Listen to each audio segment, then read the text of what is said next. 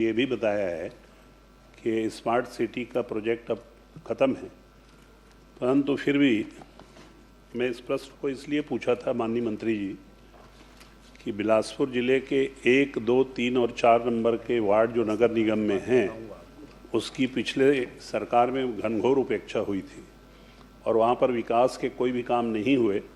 जो कुछ भी हुआ आपने बहुत बड़ी राशि उन चारों वार्डों के विकास के लिए इस सरकार में दी है। मैं सिर्फ एक मांग आपसे ये करना चाहता हूँ कि वार्ड नंबर 3 में एक बढ़िया छोटा सा गार्डन, मुक्ति धाम और उसका अप्रोच रोड ये बनवाने के लिए आप अपने विभाग के लोगों को निर्देशित करने की कृपा करेंगे या नहीं करेंगे, ये आपसे मेरा निवेदन है, प्रश्न भी है और यही आग्रह भी है, दोनों मेरा है। माननीय अध्यक्ष महोदय, सभापति महोदय, कल जो बजट आया है और बजट पढ़ा गया चौक वाइज बिलासपुर में, आप भी बिलासपुर को रिप्रेजेंट करते हो तो बिलासपुर का नक्शा ही बदल जाएगा। कहाँ प्रश्न की जरूरत है भाई साहब को? नहीं, मैं जो पूछा हूँ उसके बारे में मैं बता दूं अध्यक्ष महोदय, आप भी उससे पीड़ित हैं।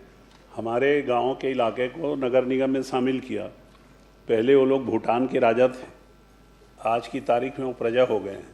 तो उन प्रजा लोगों की मांग मैं कर रहा हूँ कि उनके वहाँ की प्रजा के लिए आप मुक्ति धाम, अप्रोच रोड और छोटा सा अच्छा गार्डन, हमारे भी लोगों को शौक़ है, आप कृपा करके हमारे ही ज़िले के हैं, दे दीजिए साहब। अच्छा मुक्ति धाम होना चाहिए।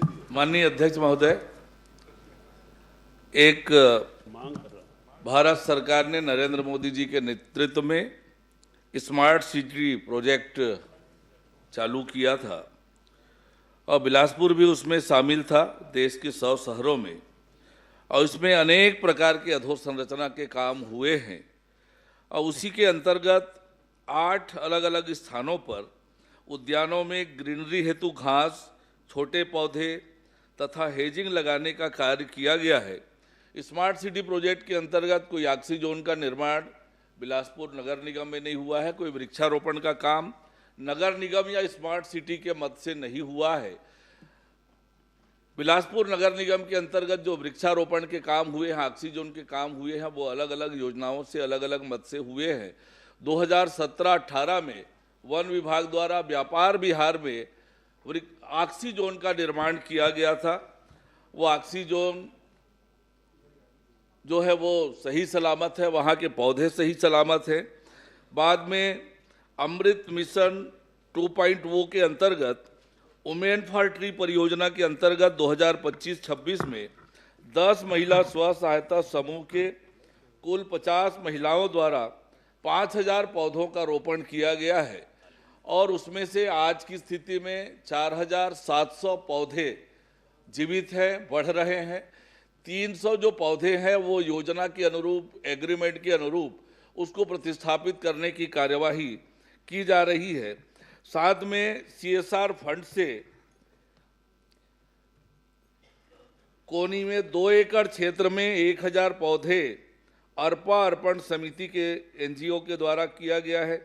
गोकुल धाम में 0.5 एकड़ क्षेत्रफल में 300 पौधे हिंदू एकता मंच NGO के द्वारा तथा सिरगिट्टी में CSIDC के द्वारा 4.2 एकड़ क्षेत्रफल में 10,000 पौधे मियावाकी माइक्रो फॉरेस्ट विकास के तहत रोपित किए गए हैं। बिरकोना में 20 एकड़ क्षेत्र में वृक्षारोपण के लिए, पौधारोपण के लिए प्रस्ताव SCCL को गया है CSR मद से। तो इस तरह से वृक्षारोपण की दिशा में ये काम हुए हैं। नगर निगम और स्मार्ट सिटी ने जन सहयोग से अलग अलग संस्थाओं के माध्यम से अलग अलग स्थानों पर वृक्षारोपण के काम किए हैं। ये सही है कि बिलासपुर के आसपास के कुछ नगर पालिका, नगर पंचायत, ग्राम पंचायत को मिलाकर पिछली सरकार ने नगर निगम की सीमा में वृद्धि किया है। जो सीमावर्ती गांव और नगर पंचायत, नगर पालिका, नगर निगम में शामिल हुए हैं, वहां पर विकास के काम कम हुए थे। उन कामों पर फोकस करके, उन क्षेत्रों में फोकस करके बहुत सारी मूलभूत आवश्यकताओं के लिए हमारी सरकार बनने के बाद हमने स्वीकृत किया है और भी जो प्रस्ताव आते जाएंगे क्रमशः स्वीकृत करते जाएंगे। अभी माननीय सदस्य ने मुक्ति धाम के लिए कहा है, तो इस बार हमने मुक्ति धाम के निर्माण को फोकस किया है। सभी नगरीय निकायों को राशि जारी कर रहे हैं। इनके सकरी क्षेत्र के लिए भी कोई प्रस्ताव आएगा मुक्ति धाम का तो निश्चित रूप से परीक्षण करेंगे और विचार करके उस पर आगे की कार्रवाई करेंगे। श्रीमती संगीता सिन्हा।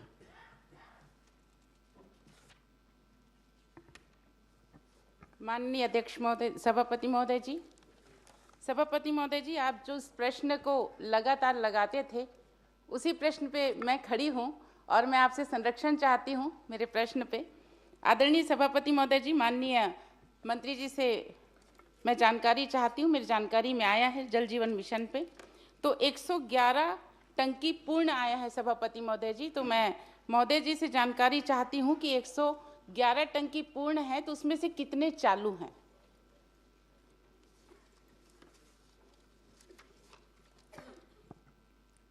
माननीय अध्यक्ष महोदय, माननीय सभापति महोदय, संजारी बालोद विधानसभा क्षेत्र में जल जीवन मिशन के अंतर्गत कुल 214 योजनाएं स्वीकृत है।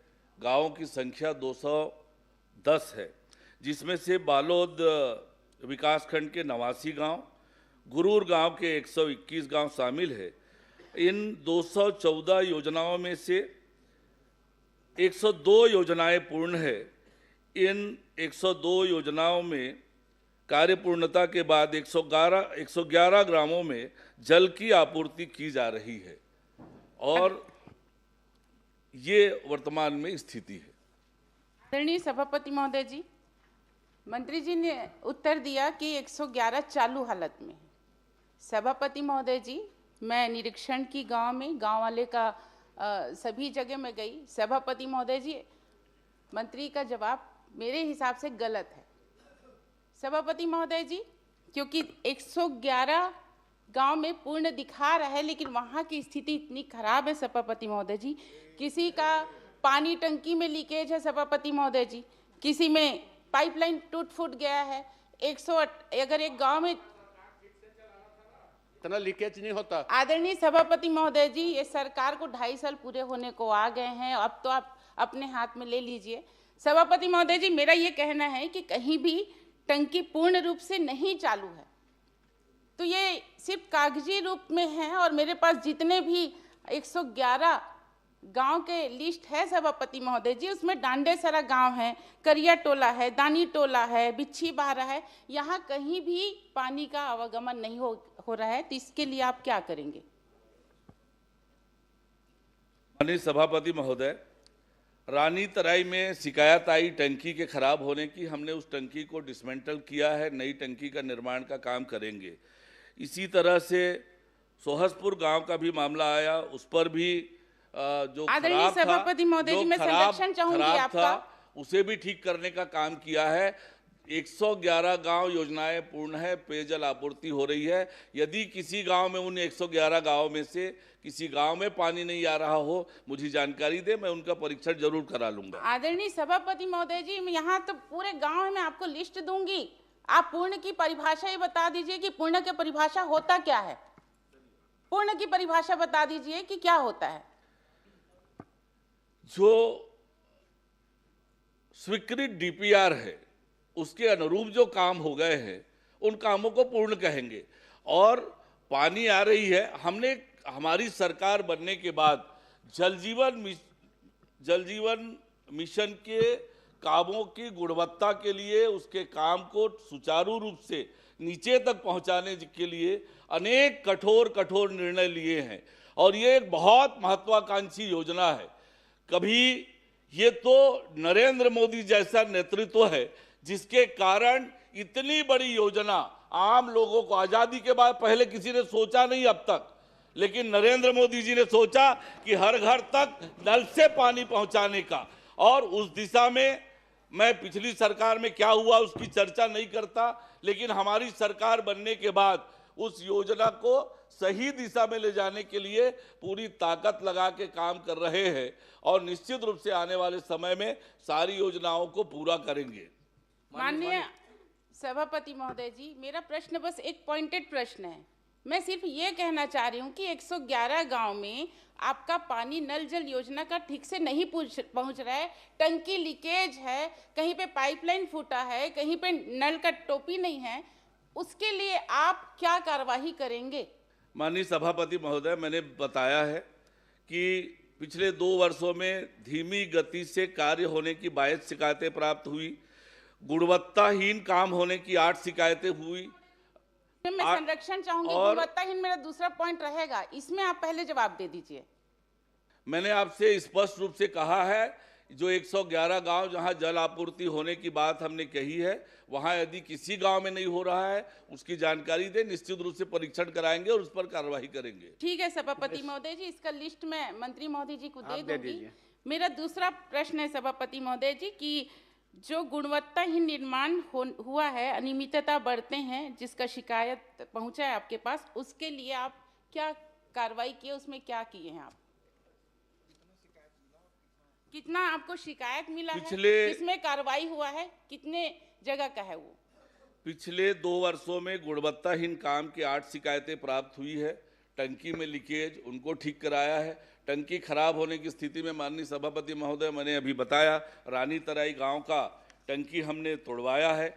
और भी कहीं पर कोई शिकायत आएगी, आप बता दें कि ये गुणवत्ताहीन है, उसको भी बता जांच दीजिए, कराएंगे, कार्रवाई कराएंगे। आदरणीय सभापति महोदय हो गया ना? नहीं, देखो दोनों बात में मंत्री जी बता दिए, अर्जेंट है, मंत्री जी आपको पूरे बता दिए।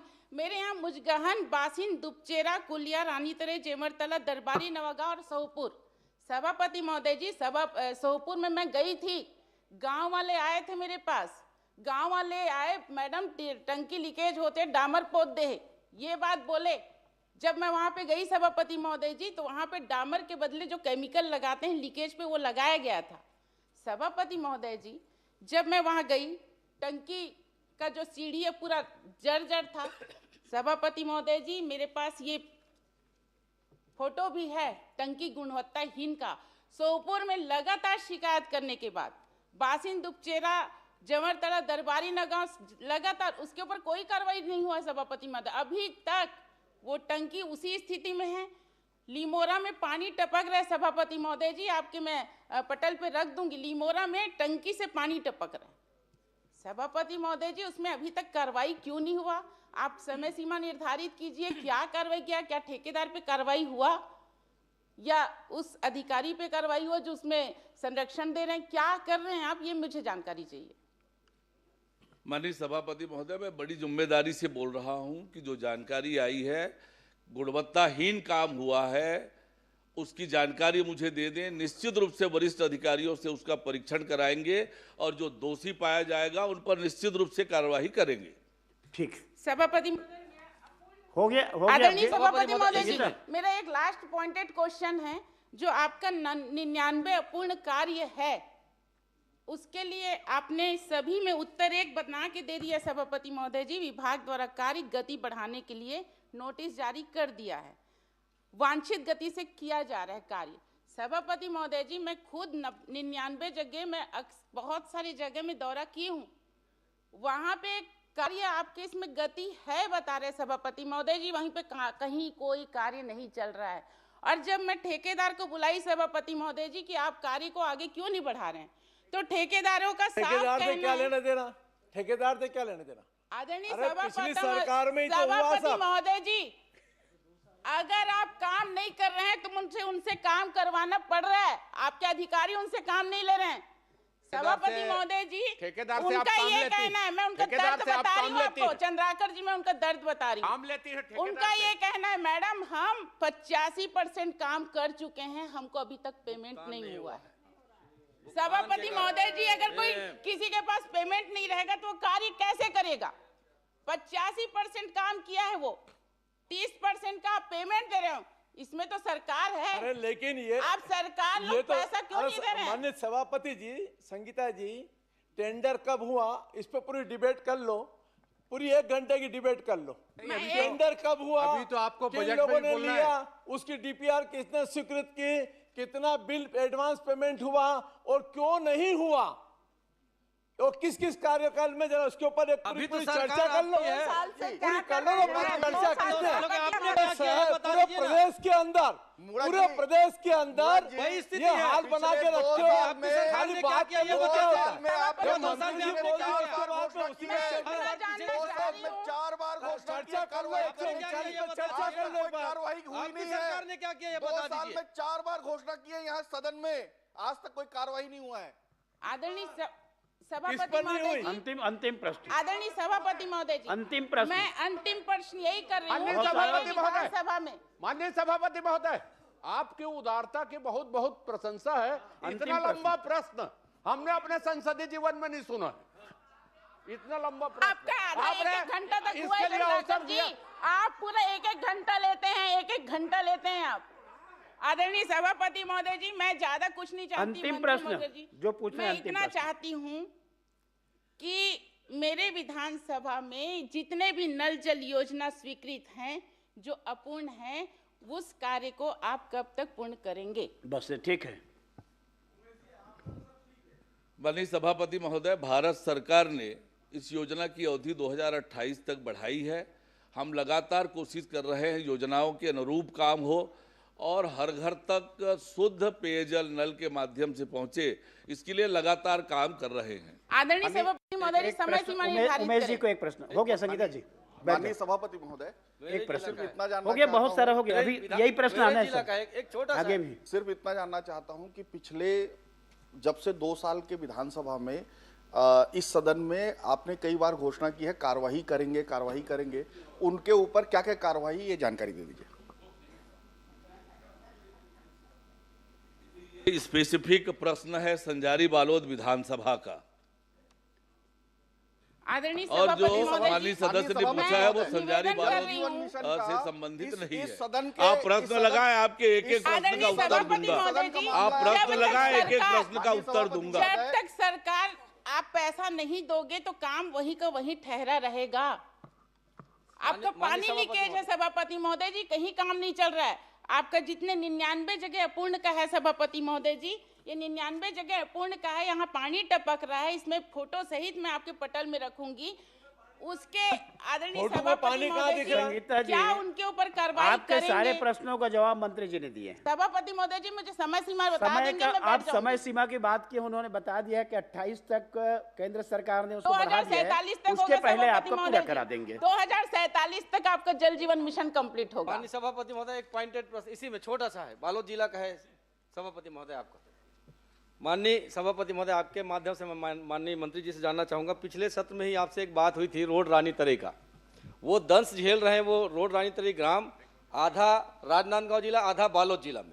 राजनांदगांव जिला एक होटल के बाद से पानी लगातार बहता है और इसके बाद पान ठेला के बाद से इधर पानी की सप्लाई, पीने की पानी नहीं है। मैंने बार बार निवेदन किया था, आपने भी कहा था कि जरूर उसमें विचार करेंगे और पिछले साल से लगातार चल वहाँ बात के- बालोद में वहाँ तीनों के- कांग्रेसी हैं, इसलिए है वो स्थिति। नहीं, वो वही आपके मन में जो भाव है, बालोद आप है लोगों के मन में जो इसलिए क्या- भेदभाव हो रहा है। और वो जो बालोद भाव आप जिला में पैदा कर रहे भेदभाव हैं हो ना रहा है। कि कांग्रेसी भाजपा का पानी आप लोग भी पीते हैं, पानी हम लोग भी पीते हैं, लेकिन जनता बताएगी 2 साल बाद कि आपको पानी कहाँ से पीना है। लेकिन मैं ये कह रहा हूँ कि आप खरखरा से आप पानी लोग ले को जा आप रही लोग है, को दारू चाहिए, फिलहाल मंत्री तो जी आप को बता दारू दें। दीजिए, हम लोग को पानी दे दीजिए। सरकार को मंत्री जी के ऊपर चाहिए, भेदभाव अध्यक्ष करते हो। महोदय और जी, वही मैं प्रश्न सही करिए है, ना। मैं मैं वही तो बोल रहा हूँ, सच्चाई है, महोदय, बालोद रोड जिला रानी के साथ तरे को भेदभाव पानी दे होता है। दीजिए, वो दारू पी लें। आप ये आप बैठ जाइए। छत्तीसगढ़ का मामला है, सिर्फ बालोद नहीं, आप- छत्तीसगढ़ का है पूरा। रोड रानी तरी का मामला है। माननीय मंत्री जी, आपसे निवेदन चाहूंगा कि आधा माननीय हमारे विधानसभा अध्यक्ष जी का और आधा मेरे विधानसभा माता है, और आपने कहा भी था और माननीय विधानसभा अध्यक्ष जी ने निवेदन निर्देश भी किया था, लेकिन अभी तक वहां के लोगों को पानी की सुविधाएं नहीं मिल पा रही। इसमें मैं आपका ध्यान चाहूंगा कि जरूर जितना जल्दी हो सके उस रोड रानी तरी के गांव आप वालों उसको को पानी की प्रयास सुविधा करें। मिल सके। श्री अजय चंद्राकर जी, आप वंदे मातरम गाते हैं कि नहीं? गाते हैं जोर से गाइए, सब काम हो जाएगा। जिस दिन माननीय सभापति महोदय, माननीय सीधे साधे सरल सहज सज्जन मंत्री महोदय ने मुझे लेकिन अभी आपने आरोप लगाया मंत्री जी के ऊपर, क्या भेदभाव का आरोप लगाया है आपने। क्या है, कुकर्म और कर्म से भी दशा निर्धारित होती है ना, इसलिए मैंने कांग्रेसी कहा। वो भेदभाव कारण नहीं कहा, कर्म कुकर्म के कारण कहा। मेरा एक प्रश्न है और ये आपका ध्यान चाहूंगा विशेष तौर पे गीग वर्कर्स पर। और उसने केंद्रीय अधिनियम का हवाला दे दिया है। एक लाइन और अवगत आपको कराऊंगा माननीय नेता प्रतिपक्ष जी, आप भी सुनिएगा। इससे पहले मैंने आउटसोर्सिंग कंपनियों पर प्रश्न लगाया था, उसमें ध्यानाकर्षण, तो माननीय मंत्री जी ने स्वीकार किया इसके लिए भी कोई हमारे पास नियम कानून नहीं है, इसके गिग वर्कर्स के लिए भी कोई नियम कानून नहीं है छत्तीसगढ़ में। और यदि 1 मिनट की पृष्ठभूमि है, यदि इसको हम अधिनियमित कर दें तो छत्तीसगढ़ के लाखों लोगों को रोजगार मिलेगा और उसका संरक्षण होगा। अभी तो उसका दोहन हो रहा है, कई लोग मरे हैं, कई लोग जेल गए हैं, और जो आउटसोर्सिंग कंपनियां, ये कंपनियां हैं, वो ऐश कर रहे हैं, मजा कर रहे हैं। ये बड़ी गंभीर स्थिति है। अब आप मुझे अनुमति दीजिए, मैं 220 पर प्रश्न करूं कुछ, फिर केंद्रीय अधिनियम है मत कहिए, हो जाएगा नहीं तो इसमें चूंकि उल्लेख है। आप ये बता दीजिए साहब कि आप 2020 का उल्लेख किया है, तो उसको यदि आपने देखा होगा तो उसमें गिग वर्कर्स कौन सी श्रेणी में आएंगे, संगठित में आएंगे कि असंगठित में आएंगे, थोड़ा सा मुझे बता दीजिए।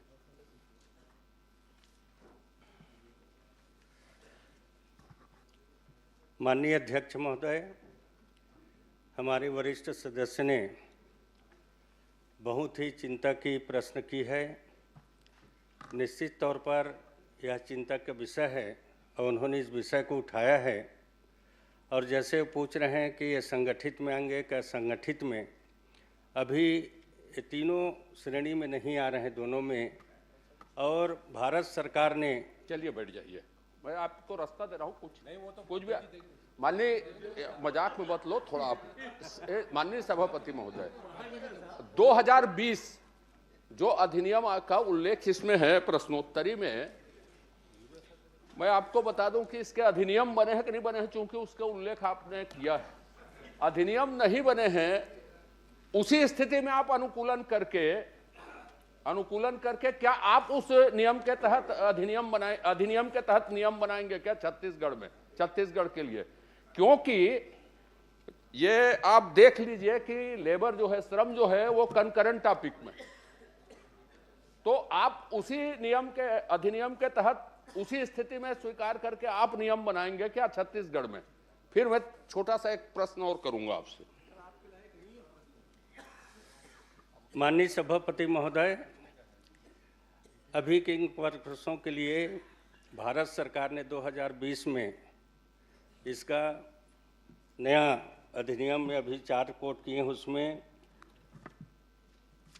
नवीन सामाजिक सुरक्षा संहिता 2020 में उन्होंने लिया है और 2025 में इसको प्रभावशील किए हैं। अभी इसका नियम नहीं बना है। जैसे भारत सरकार का नियम बन जाएगा उसके बाद छत्तीसगढ़ में भी उस नियम को हम लोग पालन करेंगे, उनसे अनुसरण करेंगे। और इससे पहले छत्तीसगढ़ में हम लोगों ने अधिकारियों का एक कमेटी बनाया था। बाकी जैसे हमारा कमेटी बना, कमेटी ने पूरा अपना नहीं कर पाए पूरा, और उसके बाद ही भारत सरकार का 4 नया कोड लागू हो गया और उसका अधिनियम जैसे बनेगा छत्तीसगढ़ में भी उसका अनुसरण करके हम लोग पालन करेंगे। माननीय अध्यक्ष महोदय, मैं एक स्थिति आपके ध्यान में लाना चाहता हूं। मेरे पास सभी नियम, राजपत्र, कॉन्स्टिट्यूशन सब मौजूद है।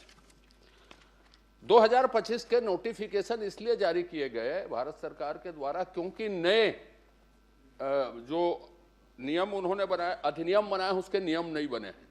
नियम नहीं बने हैं, नियम बनते तक श्रम न्यायालय को ही सुनने का अधिकार दिया गया है। इतने ही नोटिफिकेशन है, वो इससे ज्यादा का नोटिफिकेशन नहीं है। अब यदि उसके डिटेल में जाएंगे तो फिर वही हो जाएगा कि उसके आधार पे आपको सुनना पड़ेगा क्या। कि मैं ये जानना चाहता हूं, क्या आपको मालूम है कि भारत देश में विभिन्न राज्यों ने अपना नियम और अधिनियम और नियम इस संबंध में, चाहे वो आउटसोर्सिंग कंपनी हो चाहे गिग वर्कर हो, इसके बारे में बना लिया। क्या आप अपना अधिनियम और नियम बनाने के बारे में विचार करेंगे क्या? मैंने बताया न सभापति महोदय कि भारत सरकार का अधिनियम बन रहा है, नियम बन रहा है, उसके अनुसरण में हम लोग छत्तीसगढ़ में भी उसका अनुसरण करेंगे और नियम बनेंगे। आप भी काफ़ी वरिष्ठ सदस्य हैं और भारत सरकार का जो भी नियम बनता है उसके अधीन ही नियम बनेगा।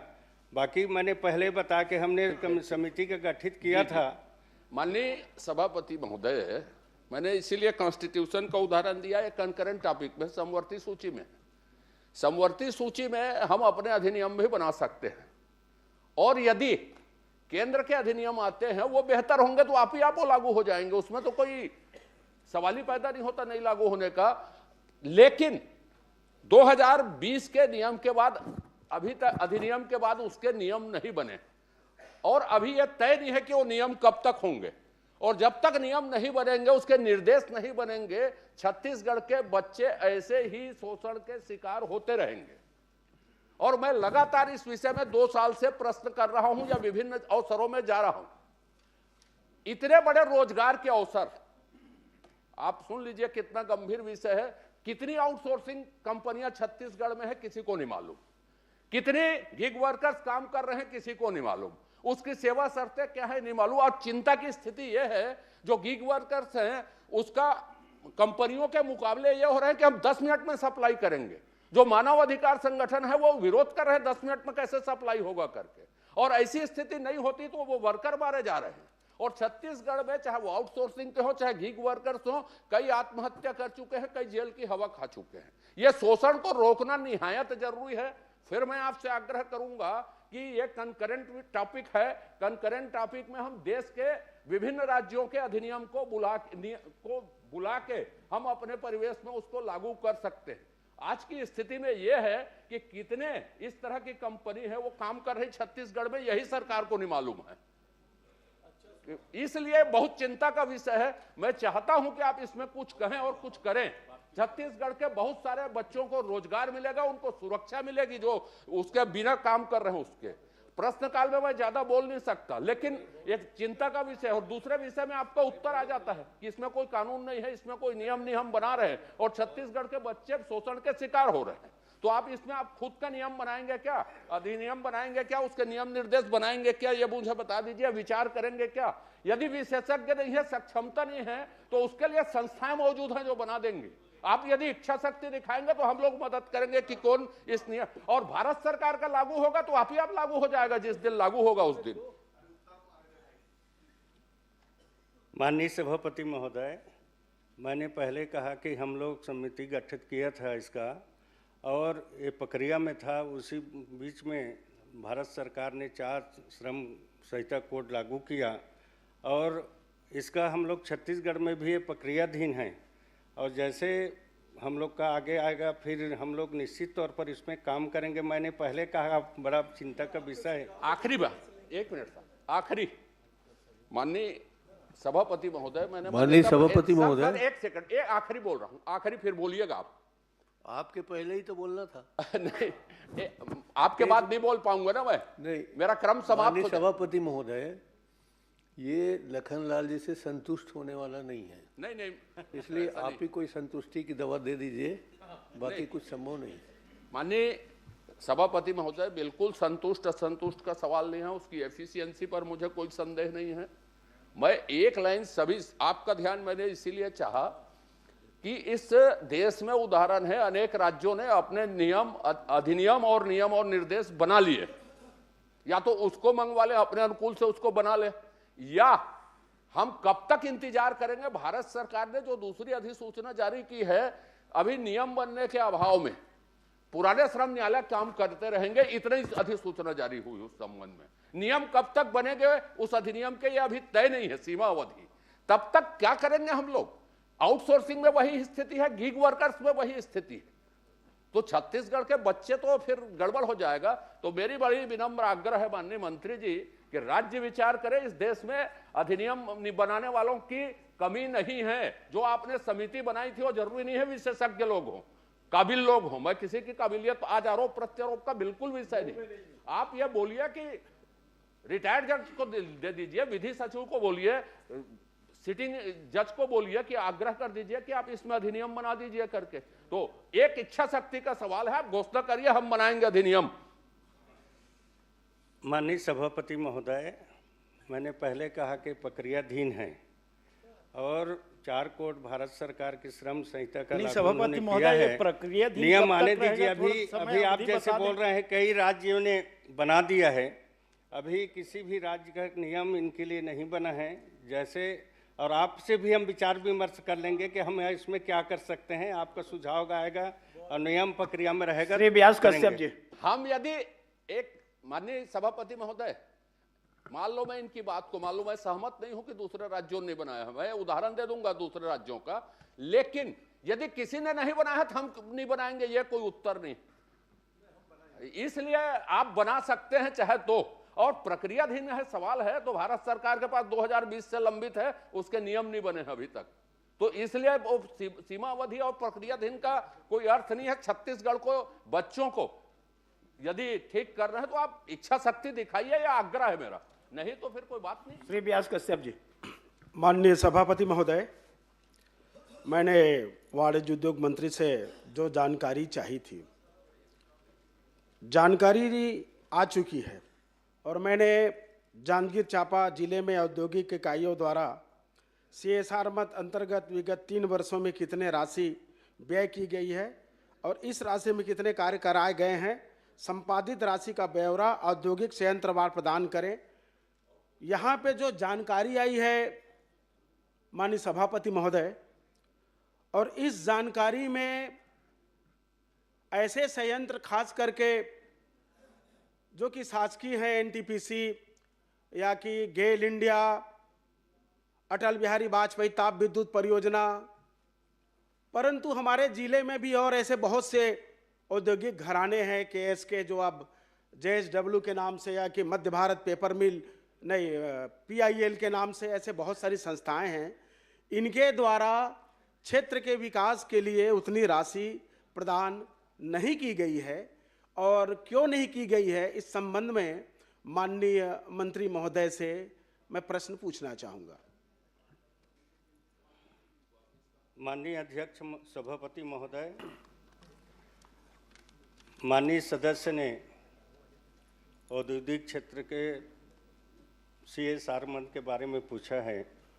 उसमें मैं बताना चाहूँगा कि 10,54,57,658 रुपया, और जो कार्य हुए हैं उसका सारी सूची उनको उपलब्ध करा दिया गया है कि कौन सा कार्य हो चुके हैं, कौन सा कार्य अपूर्ण है, कौन सा काम अभी प्रारंभ है, ये सारी जानकारी सूची में उनको उपलब्ध कराया गया है। और CSR भारत सरकार के नियंत्रण के में रहते हैं, और CSR में खर्चा करने का प्रावधानिक प्रक्रिया है जिसके तहत CSR मद से खर्चा होता है। और निश्चित तौर पर जो वहाँ के क्षेत्र के जनप्रतिनिधिगण मांग करते हैं और भी अलग अलग विभागों से मांग आता है, उसके अनुसार से वो कार्य पूर्ण होता है। और माननीय विधायक जी जो पूछ रहे हैं, वहाँ के सांसद के अनुशंसा से, सांसद महोदय के अनुशंसा से भी कार्य हुए हैं, उनके अनुशंसा से भी 2 कार्य के लिए वो अनुशंसित किए हैं, प्रक्रियाधीन है, जल्दी उनका भी अनुशंसा स्वीकृत होगा। और निश्चित तौर पर CSR मद के पैसा निरंतर रूप से क्षेत्र के विकास में लगते हैं और विकास हो रहा है। हम लोग भी कोरबा में रहते हैं, वहाँ भी बहुत सारे औद्योगिक घराना हैं, हम ही सब लोगों से पूछ कर ही CSR मद का काम होता है। तो निश्चित तौर पर उनका भी जो भी कहीं पर कुछ है तो निश्चित तौर पर अनुशंसा करते रहें, उनका भी काम स्वीकृति होगा। माननीय सभापति महोदय, बहुत अच्छी जानकारी हमारे माननीय मंत्री जी ने दी है। जिला में CSR मद हेतु सम्मानित जनप्रतिनिधियों के साथ जो बैठक हुई, और बैठक में जो प्रस्ताव आए उन प्रस्तावों को प्राथमिकता न दे करके जिलाधीश यानी कि कलेक्टर महोदय द्वारा अपने ढंग से काम को बांट दिया गया, और कई काम ऐसे बांटे गए हैं जो कि आज प्रारंभ भी नहीं हुए हैं। और शहरी क्षेत्र में ग्राम पंचायत को एजेंसी बनाकर भी काम प्रदान किया गया है, ये सूची में यह उपलब्ध है। जब हमारी समिति बनती है माननीय कलेक्टर के महोदय के माध्यम से, सांसद, विधायक और स्थानीय जनप्रतिनिधि बैठकर जिस काम की अनुशंसा करते हैं, तो उन कामों के प्रति सूची क्यों नहीं भेजी जाती, और माननीय कलेक्टर महोदय अपने हिसाब से काम बांट दिए जाते हैं। और आपने माननीय कहा है कि हमारे भी प्रस्ताव हैं, हम तो चाहते चाहे जितने जब प्रतिनिधि हो, माननीय विधायक हो, माननीय सांसद हो, माननीय जिला पंचायत, जनपद पंचायत, सब बैठें और आपके पास जो राशि, उस राशि को जो आवश्यकता है उस आवश्यक हिसाब से बांटा जाए। परंतु ऐसे कई कार्य आए हैं महोदय जो कि भी प्रारंभ हैं और अनावश्यक काम उनसे कराए गए हैं जो कि न्यायोचित नहीं है। एक बात और जैसे हम डीएमएफ की राशि की बात करते हैं तो प्रत्यक्ष गांव और प्रत्यक्ष गांव की बात आती है, उसी प्रकार से प्रत्येक औद्योगिक घरानों के ग्राम पंचायत की इकाइयां एक निश्चित सर्कल तय रहता है, तो क्या उस सर्कल से बाहर जाकर काम देना भी न्यायोचित है? ऐसे बहुत सारे काम माननीय सांसद महोदय ने भी जिनकी अनुशंसा की है, चाहे वह बिर्रा हो, कर्रा हो, नेगुडी हो, बरबसपुर हो, ये 25-30 किलोमीटर दूर हैं। इन गांवों की सूची पे नाम ही नहीं है और उन सूची को यहाँ पे माननीय कलेक्टर महोदय जो ब्याज की राशि है उस ब्याज की राशि से बांट दिया गया है, या जितने हैं इसके क्या जांच कराएंगे कैसे बांटा गया है? ये सर्वा कलेक्टर ही महोदय है तो भी समिति क्या औचित्य है? माननीय सभापति महोदय, जैसे कि माननीय सदस्य ने कहा, CSR मंथ का एक कमेटी बना है। CSR मंथ का कोई कमेटी नहीं बना है, DMF का जरूर कमेटी बनता है। और CSR मंथ का उद्योग खुद या तो अपना दे सकता है या किसी काम को लिए कलेक्टर के 1 मिनट बताने दीजिए। कलेक्टर के अनुशंसा पर भी काम होता है, अलग अलग विभागीय के माध्यम से भी काम होता है। और कलेक्टर के पास जो राशि आता है उसको कलेक्टर जांच कराता है, कम कैसे गुणवत्ता विहीन हुआ, अच्छा हुआ, नहीं हुआ। कई कामों को उद्योगपति अपने हिसाब से काम जो देते हैं उसको कलेक्टर जांच नहीं कराता, उसको भारत सरकार के माध्यम से उसका जांच होता है। मैंने पहले कहा CSR मंथ का राज्य शासन को इसमें किसी भी प्रकार का अधिकार नहीं है हस्तक्षेप करने का। बाकी कलेक्टर को जो राशि उद्योग से मिलता है और वो आवंटित करता है, वो राशि का देखरेख पूरा कलेक्टर के नियंत्रण में होता है। बाकी आप जो बोल रहे हैं कोई ग्राम पंचायत को कैसे काम दिया गया, ग्राम पंचायत को भी दे सकते हैं कलेक्टर काम, ग्राम पंचायत को भी 50 लाख तक का शहरी क्षेत्र में काम दिया ग्राम गया है। पंचायत को बनाए गए हैं शहर में, नीति में है शहर में ग्राम पंचायत एजेंसी बनेगी। माननीय सभापति महोदय, इस संदर्भ में माननीय कलेक्टर महोदय के द्वारा जनप्रतिनिधियों के साथ बैठक रखी गई थी। बैठक में प्रस्ताव मंगाए गए थे, उन प्रस्तावों का एक भी काम नहीं है। और बाकी कलेक्टर, मुझे लगता है कि कलेक्टर महोदय या कि सांसद महोदय की अनुशंसा पे काम हो रहे हैं, तो भाई जनता ने हमारे ऊपर भी भरोसा किया है, यहाँ जनप्रतिनिधि बनाए हैं, तो हमारी बातें कब रखी जाएगी? और जब आपने इस बात को स्वीकार किया कि एक कार्य क्षेत्र रहता है, उतने प्रभावित गांव है, प्रभावित गांव पे ही देना है, तो उससे अधिक खट करके दूसरे गांव में देने का क्या औचित्य है? ऐसा नहीं रहता। क्षेत्र की विकास और स्थिति को देखकर काम स्वीकृति किए जाते हैं और अनुशंसा सभी के लिए जाते हैं। अनुशंसा प्राथमिकता के आधार पर काम स्वीकृति होता है। आपका भी माननीय विधायक जी के माध्यम से 2 प्रस्ताव प्राप्त हुए जिसमें 2,69,30,00,000 रुपया स्वीकृति की प्रक्रियाधीन है और इसी तरह से काम कराए जाते हैं CSR मंच से। तो कृपया करके बता देते कौन से ऐसे काम है, 2 काम जिनको मैंने अनुशंसा की है, मुझे भी खुशी होगी कि जनता को बताते बनेगा, वो बता दीजिए। आप जो अनुशंसा किए हैं, वाटर जोन स्पॉट ग्राम पंचायत कुदरी में ओपन जिम, पेंटिंग, समतलीकरण, पेचिंग कार्य, CC रोड, प्रतीक्षालय, सामुदायिक भवन निर्माण 1,30,00,000 का एक प्रस्ताव है आपका। दूसरा कुदरी, बसंतपुर, लछनपुर, जरवे, कुशी पोर्ट, उदयबन, मड़वा, तेंदुभाठा, पाली, सरखों, करमंदी, सिवनी, कन्हाईबंद, खोखसा, सामुदायिक भवन, CC रोड, चबूतरा, पचरी निर्माण इत्यादि का 1,69,00,000 का आपका प्रस्ताव है। तो माननीय मंत्री महोदय, मेरे प्रस्ताव पे सहमति बनेगी? क्योंकि मैंने जो गांव चयन किया है वो अटल बिहारी वाजपेयी ताप विद्युत परियोजना के अंतर्गत आने वाले प्रभावित गांव हैं। मैं उनसे बाहर नहीं जा रहा हूं, तो इसकी घोषणा यही कर देते। देखिए, घोषणा करने का मुझे अधिकार नहीं है। अच्छा ठीक है, आप नहीं है तो अनुशंसा कर दीजिए। आप कलेक्टर के साथ बैठते हूँ बोल रहे हैं, तो कलेक्टर के साथ बैठकर विचार विमर्श करके वो काम को करवाइएगा। इस बात को मैं स्वीकार करता हूँ, आपके पास जो प्रस्ताव आया है कलेक्टर महोदय के द्वारा ही आया है, पर इसके पहले इसके पहले आपने जिस बात को स्वीकार किया है 10 करोड़ की राशि में से अधिकांश काम जो अप्रारंभ है, मैं तो चाहूंगा कि उन कामों को आप रोक दीजिए। जैसे नेशनल हाईवे 4 लेन बनना है, वहां गेट निर्माण का था, काम चालू नहीं हो पाया है, उसका उपयोग दूसरे कार्यों में कर लीजिए ताकि गांव के विकास में काम आ जाएगा। और शासकीय छोड़ कोई भी प्राइवेट जितने भी औद्योगिक घराने हैं उनके द्वारा एक नया पैसा खर्च नहीं किया जा रहा है।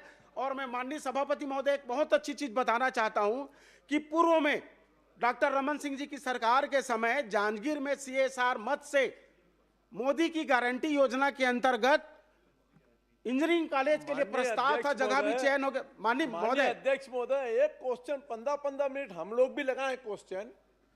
आपके भी बारी आएगी महोदय, कभी कार तो हमको मौका मिलता है तो उसके लिए भी है। तो मैं तो छत्तीसगढ़ शासन से भी आग्रह करूंगा कि मोदी गारंटी भी है, भविष्य में इंजीनियरिंग कॉलेज के लिए है, वहां पॉलिटेक्निक कॉलेज संचालित है, उस पॉलिटेक्निक कॉलेज को अपग्रेड करके अभी कल माननीय मंत्री जी ने 4-5 जगह कहे थे, काम उसको भी शामिल कर लीजिए ताकि हमारा क्षेत्र शिक्षा के क्षेत्र में आगे बढ़ जाएगा। CSR से 100 करोड़ रुपए का बजट प्रावधान है, 65 एकड़ जमीन संचालित है, संरक्षित है। उसके बाद भी कृपा आपकी बने माननीय मंत्री महोदय, यही कहना चाहता हूं। चलिए, धन्यवाद। सभापति महोदय, माननीय अध्यक्ष जी, माननीय अध्यक्ष जी, इसी विषय में अनु शर्मा जी वहीं तक के सीमित रहे। मंत्री जी ने जवाब दिया, उसके बारे में थोड़ा सा मुझे कहना था। माननीय सभापति महोदय, माननीय मंत्री जी ने कहा कि कलेक्टर को मैं निर्देश नहीं दे सकता और कलेक्टर हाथ बैठ जाइए, तो हम लोग फिर कलेक्टर के पास ही बैठते, फिर यहाँ बैठने कोई उचित थोड़ी। फिर जब सारा काम कलेक्टर को ही करना है और आप निर्देश नहीं दे सकते, करना तो उनको ठीक है, एजुकेट वो करेंगे, लेकिन आप निर्देश नहीं दे सकते, आदेश नहीं दे सकते, तो फिर किस बात के लिए मंत्री बने भाई? माननीय सभापति महोदय, स्वयं प्रदेश के मुख्यमंत्री रहे हैं, उन्होंने घोषणा करने की बात कहा, उसको मैं घोषणा नहीं कर सकता बोला, घोषणा करने के लिए बोला, उसके लिए मैं बोला। एग्जीक्यूट करने को बात देता है, करने की बात देता है, कलेक्टर कैसे नहीं करेगा? पूरा प्रदेश में ही हाल। माननीय सभापति महोदय, मंत्री से कलेक्टर करेगा, कलेक्टर कैसे नहीं करेगा? पूरा प्रदेश में कलेक्टर ही चला रहे हैं। मतलब ये है कि कलेक्टर पे कंट्रोल नहीं है आपका। माननीय सभापति महोदय, ग्राम पंचायत को शहर में एजेंसी बनाया गया है। माननीय सभापति महोदय, ग्राम पंचायत को शहर में एजेंसी नहीं बनाया जा सकता। माननीय मंत्री जी, उसमें आप कार्रवाई करेंगे क्या? शहर में जो एजेंसी ग्राम पंचायत को बनाया गया है, अभी आपको परमिशन नहीं दिया हूं, राघवेंद्र देकर। माननीय सभापति जी, इसी से मुझे परमिशन दी, मैं एक सवाल पूछ ले रहा हूं पॉइंटेड। आपके विभाग द्वारा ही 22/3/2022 का एक पत्र है कि जितने जनप्रतिनिधि प्रभावित क्षेत्र के हैं, कलेक्टर उनकी एक बैठक बुलाएगा। जांजगीर चांपा में कितनी बार ये बैठक बुलाई गई? और हमारे यहाँ 5 विधायक हमारे जिले में कांग्रेस के हैं और आप ही के जवाब में आया है कि उनको प्राथमिकता देना है। कितने काम आज तक स्वीकृत किए हैं, ये पॉइंटेड मेरा प्रश्न है, बता दीजिए। क्योंकि अगर अप्रैल से अब खत्म होने आ गया वित्तीय वर्ष, तो कितने काम कांग्रेस के विधायकों की अनुशंसा स्वीकृत हुए और मीटिंग कितनी बार हुई है आपके विभाग के निर्देशानुसार? माननीय सभापति महोदय, कई काम उनके स्वीकृति हुए हैं और उन्होंने पूछ रहे हैं कांग्रेस के कितने विधायकों से, तो ये प्रश्न में नहीं है। माननीय व्यास जी ने जो प्रश्न लगाया है, उनका जो अनुशंसा है उसको मैं विस्तृत रूप से बताया हूँ। मंत्री जी, आपके जवाब में है कि CSR मद के चयन में स्थानीय जनप्रतिनिधियों की अनुशंसा को प्राथमिकता दी जाती है। हमारा सीधा आरोप है कि वहां पे प्राथमिकता नहीं दी जा रही है। सभी जगह स्थानीय जनप्रतिनिधियों को महत्व दिया जाता है। मैंने भी पहले नहीं दिया जा रहा है मंत्री जी, यही तो बात हम लोग नहीं दिया जाता है, नहीं दिया जा रहा है, नहीं दिया जा रहा है। आप दिया जा रहे हैं, बोल रहे हैं माननीय सभापति इसमें माननीय सभापति आश्वासन दे दीजिए ना कि हम लोग को दिया जाएगा प्राथमिकता।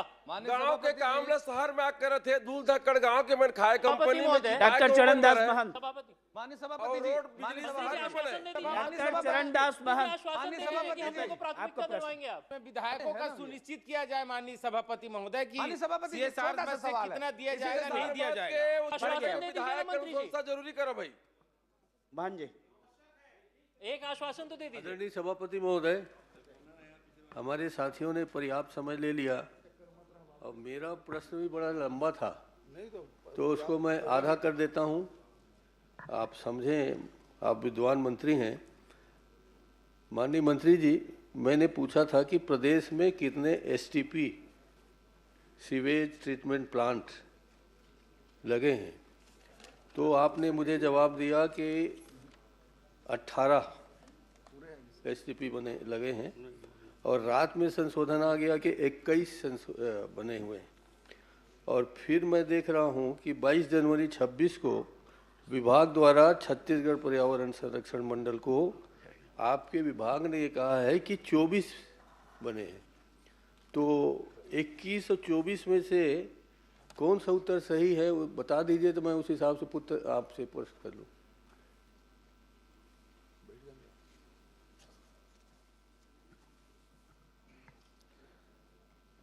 माननीय अध्यक्ष, माननीय सभापति महोदय, ये सही है कि बाद में संशोधित उत्तर सदन में सभी सदस्यों को माननीय विधानसभा का उपलब्ध कराया है कि 12 निकायों में 21 STP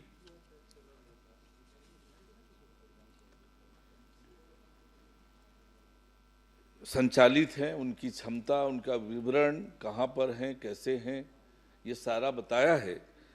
अभी जो संख्या के बारे में और जो आई है वो नगरीय निकाय, नगरीय प्रशासन विभाग के अंतर्गत नहीं है, वो नया रायपुर में बना है जो आवास एवं पर्यावरण विभाग के अंतर्गत आता है, इसलिए आंकड़े में वो अंतर आ रहा है। विस्तृत उत्तर आपको एक एक दिया है। और माननीय सभापति महोदय, राज्य सरकार, केंद्र सरकार मिलकर STP के निर्माण के लिए पूरी गंभीरता से काम कर रहे हैं। वर्तमान में 12 स्थानों पर 12 नगरीय निकायों में 21 STP स्वीकृत हैं, जिनकी क्षमता 402.60 MLD है, जो सभी संचालित हैं। और 16 नगरीय निकाय में 33 STP के निर्माण प्रक्रिया चल रही है, जिसकी क्षमता 366.50 MLD की है।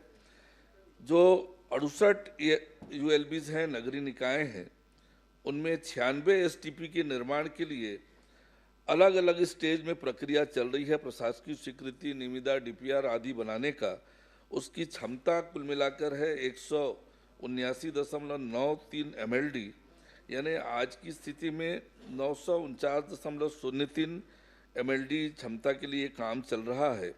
शेष 101 नगरीय निकाय बसते हैं, उनके लिए कार्य योजना बनाने का काम चल रहा है।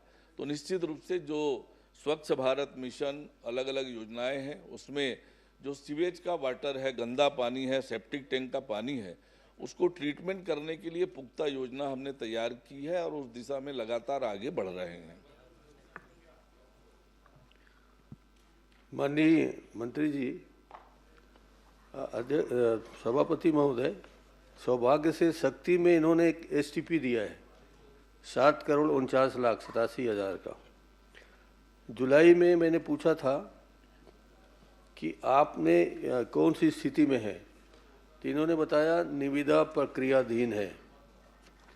मैंने फिर दिसंबर में पूछा कि विधानसभा प्रेस के माध्यम से, तो भी उन्होंने आपने बताया कि निविदा प्रक्रियाधीन है। उसके बाद 2 साल बाद फिर पूछ रहा हूँ कि तीसरी बार जो है ये कि मैं फिर से विधानसभा पूछा जिसमें STP की क्या स्थिति है, तो आपने तीसरी बार भी कहा कि निविदा प्रक्रियाधीन है। 3 साल। और आपके अधिकारियों ने जो NGT को रिपोर्ट भेज दिया है, वो बोलते हैं कि चालू है। तो चालू है। हाँ, तो ये प्रक्रियाधीन है कि चालू है, इतना बता दीजिए। माननीय सभापति महोदय, ये सही है कि शक्ति में एक एसटीपी निर्माण 4 MLD क्षमता की, जिसकी प्रशासकीय स्वीकृति 15/3/2023 को हुई थी, 7,49,87,87,00,000 रुपए की, और निविदा, पहली निविदा आमंत्रित की गई 8/8/2023 को।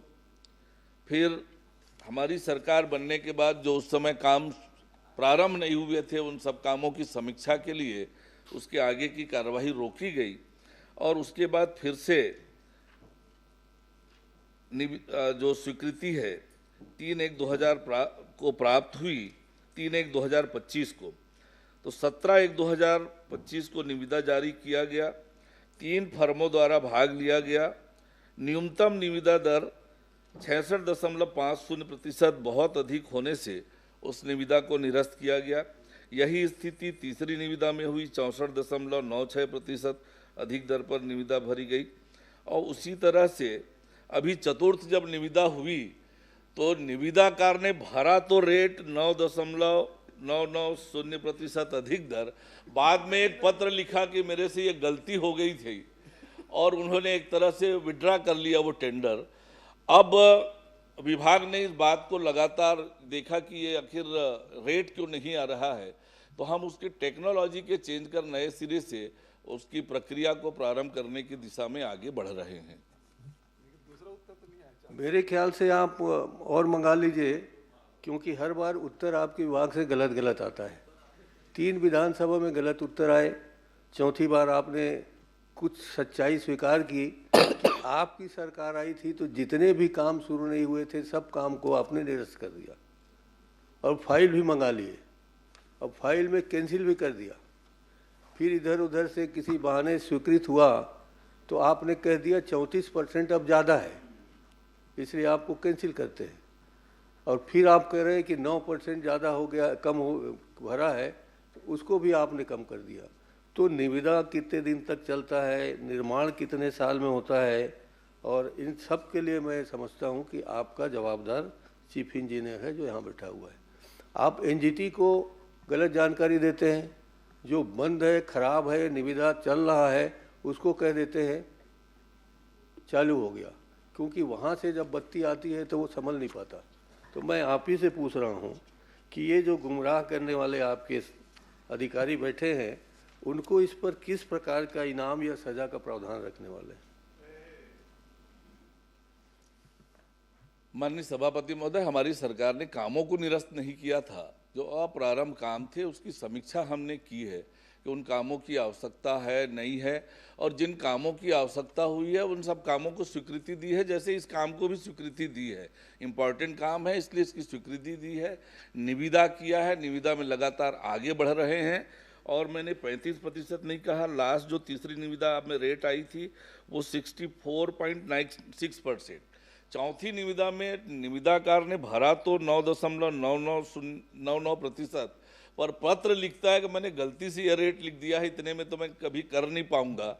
इसलिए नई टेक्नोलॉजी आई है, नई टेक्नोलॉजी के आधार पर हम इस काम को आगे बढ़ाएंगे। हमारी प्रतिबद्धता है, लगातार जब काम कर रहे हैं दिशा में, सीवरेज ट्रीटमेंट प्लान बनाने की दिशा में, तो माननीय नेताजी का क्षेत्र है, शक्ति हमारा जिला मुख्यालय है, तो निश्चित रूप से हम गंभीर हैं।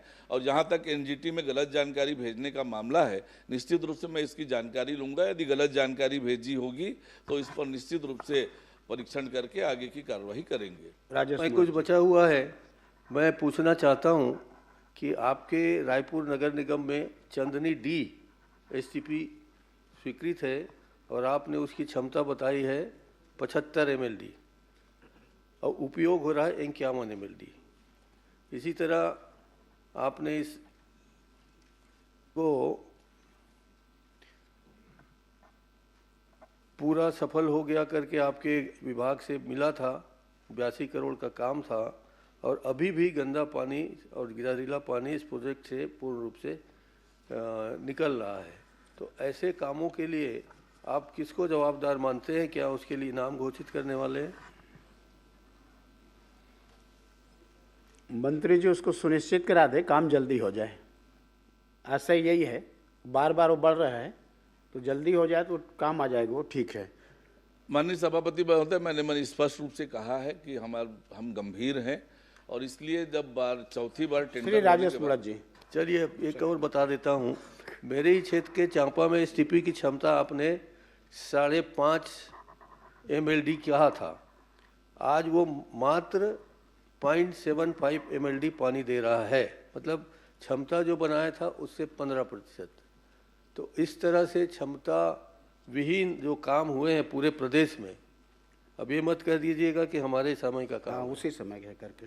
तो ऐसे कामों को आप फिर से, मैं किसको सस्पेंड करने के लिए कहूँ कि आप मेरा कुछ सोचेंगे? शांतिपूर्वक प्रश्न कर रहा हूँ मैं। पूरी क्षमता का उपयोग नहीं हो रहा है, इसका मतलब उसकी क्षमता ही नहीं है, ऐसा नहीं है। उतने सीवरेज के वाटर नहीं आ रहे होंगे, इन कारणों से पूरी क्षमता का उपयोग नहीं हो रहा होगा।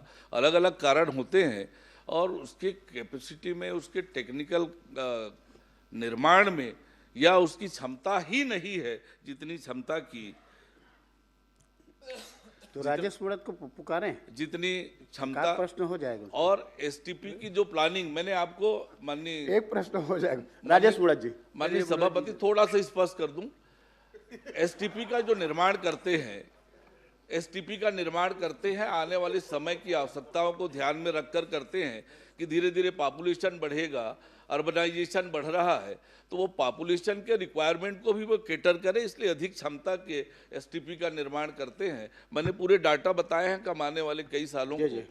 ठीक, राजेश मुड़त जी आप देख लीजिएगा, एक आधा मिनट, ये चांपा का जो बना हुआ है आपका, उसी पे उस चांपा का जो बना हुआ है, उसका जहां मुहानी से पानी निकलता है उसको बंद कर दिया गया है, शायद वहां मंदिर है या जो कुछ भी है, तो इसलिए वो क्षमता नहीं बढ़ पा रही। तो मुहाने को तो खोलने को बोल दीजिए, बहुत छोटा सा काम है। निश्चित रूप से माननीय वरिष्ठ सदस्य ने कहा है, मैं इस पर संज्ञान लेकर अवश्य कार्रवाई करूंगा। माननीय सभापति महोदय, धन्यवाद आपका, नेताजी का भी धन्यवाद। और मेरा सीधा प्रश्न है रायपुर खारून नदी को लेकर के। माननीय नेताजी ने प्रश्न उठाया एसटीपी को लेकर के, क्या खारून के अंदर एसटीपी का गंदा पानी मिल रहा है और इसकी रिस्पॉन्सिबिलिटी किसकी? यह रायपुर शहर की पूरी जनता को, मुख्यमंत्री से लेकर सभापति से लेकर पूरे मंत्रिमंडल खारून का पानी पीता। और उस खारून के गंदे पानी, और जिसने एसटीपी का निर्माण किया, जहां पर जगह ऑलरेडी सरकारी थी, 7 एकड़ जगह सरकारी होने के बाद में 8 किलोमीटर दूर जाकर के एसटीपी का निर्माण करना, किसने डीपीआर बनाया, किसने स्थान का चिन्ह किया, और आज भी खारून के अंदर वो गंदा पानी मिल रहा है, ये किस रिस्पॉन्सिबिलिटी किस अधिकारी की है? क्या आप इसको सुनिश्चित करेंगे? इतना ही निवेदन है मेरा आपसे। माननीय सभापति महोदय, माननीय वरिष्ठ सदस्य जिस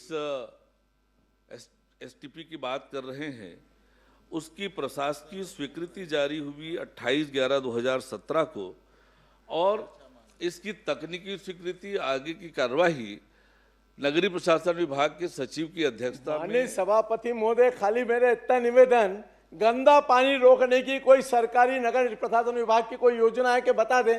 कुल 30 सेकंड बाकी है।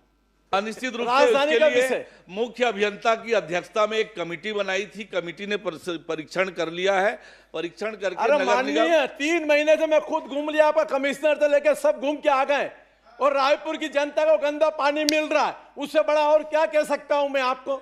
यही तो विकसित भारत है। आपकी गंभीरता से हम गंदा पानी को रोकेंगे क्या? इसीलिए हमने कमेटी बना ली है।